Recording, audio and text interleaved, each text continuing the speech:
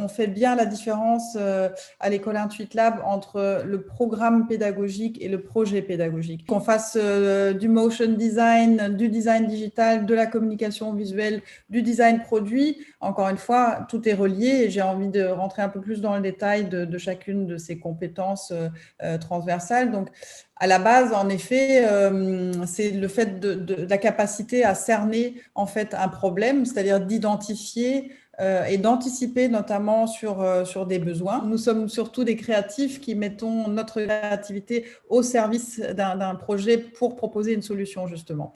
Et donc, voilà, donc ça veut dire qu'il faut, à travers ce processus créatif, arriver à structurer sa pensée, donc d'avoir une approche méthodique et stratégique. Il y a aussi les sciences humaines où on s'intéresse de plus près d'un point de vue sociologique, philosophique, anthropologique sur la société et son devenir.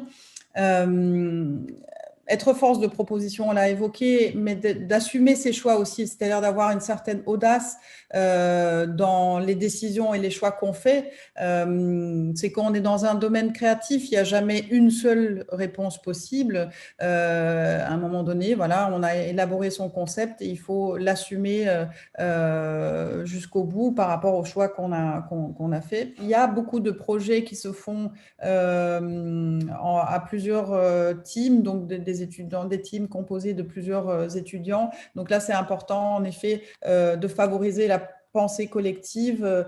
C'est un métier où il faut partager. Il faut partager, c'est que comme ça qu'on avance et qu'on arrive à trouver des solutions ensemble. Et quelque part, ben oui, on est en tant que designer aussi là pour faire rêver. Donc voilà, de faire rêver fait partie de nos...